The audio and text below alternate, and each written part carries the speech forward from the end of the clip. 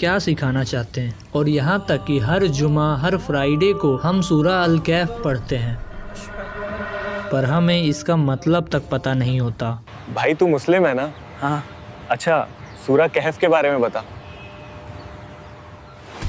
And don't worry, आज के इस वीडियो में हम सूरा कहफ को आसान तरीके से समझेंगे। बिस्मिल्लाहिर्रहमानिर्रहीम।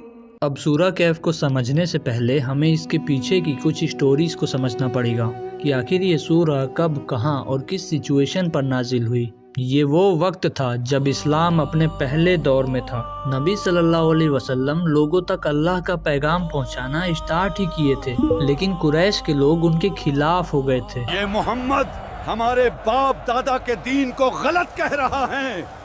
वो नबी सल्लल्लाहु अलैहि वसल्लम से सबूत मांगते थे। वो कहते थे कि अगर वो अल्लाह के नबी हैं तो कोई मिरेकल दिखाओ। हे मोहम्मद, अगर तुम वाकई अल्लाह के नबी हो तो हमें कोई मौजिज़ा दिखाओ। वो नबी सल्लल्लाहु अलैहि वसल्लम पर शक कर रहे थे और इस्लाम का मजाक उड़ाते थे। देखो देखो, मोहम्मद फिर से आ गया, अब क्या पैगाम देगा? हमने मोहम्मद से हर सवाल पूछ लिया, लेकिन वो हर बार कहते हैं ये अल्लाह का पैगाम है।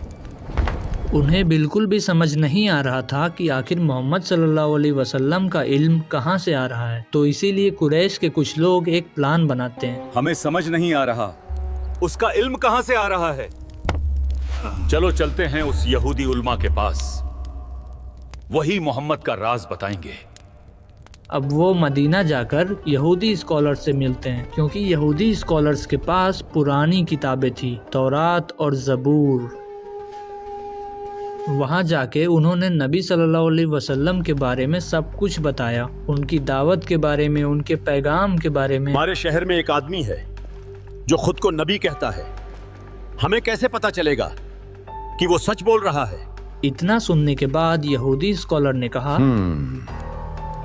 उनसे 3 सवाल पूछना।